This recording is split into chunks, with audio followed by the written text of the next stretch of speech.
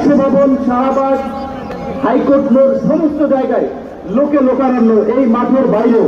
কাজে মাঠে যারা আছেন মাঠের মধ্যেই লোকে সীমাবদ্ধ হইতে না, চতুর্দিকে লোকে লোকারণ্য। এরকম একটি সফল মহাসমাবেশ আয়োজনের জন্য ইসলামী আন্দোলন বাংলাদেশের সারা দেশের নেতৃবৃন্দকে গণ অধিকার পরিষদের পক্ষ থেকে অভিনন্দন এবং শুভেচ্ছা জানাই। অভিনন্দন এবং শুভেচ্ছা জানাই ইসলামী আন্দোলনের পীর সাহেবকে এবং তার সাথে অন্যান্য সিনিয়র নেতৃবৃন্দকে, যারা আজকের ইসলামী আন্দোলনের এই সমাবেশে বাংলাদেশের প্রায় সকল মত পথের রাজনৈতিক দলের নেতৃবৃন্দকে এই মঞ্চে একত্রিত করেছেন।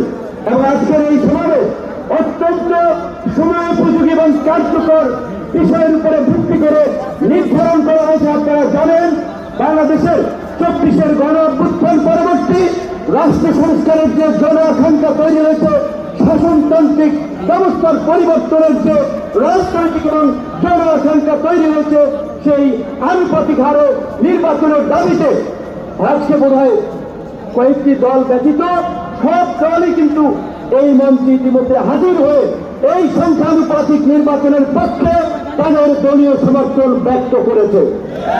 আমরা পরিষ্কারভাবে সংস্কার কমিশনকে বলতে চাই, সমাবেশ শুধু একটা দলের দেখেছেন, সবেমাত্র শুরু হয়েছে। ইসলামী আন্দোলন আজকে করেছে, 19 তারিখ জামাত করবে, তারপরে গণ অধিকার পরিষদ করবে। রাষ্ট্র সংস্কার এবং জন আকাঙ্ক্ষার বাস্তবায়নে সমস্ত রাজনৈতিক দলগুলো জনসমাবেশের মাধ্যমে এই সরকারকে তাদের সমর্থন দেখিয়ে দিল। তাই আমরা বলতে চাই, কোন দু একটি দলের উপরে ভিত্তি করে দু একটি দলের কথায় সংস্কারের লক্ষ্যে পরিবর্তন আনা যাবে না।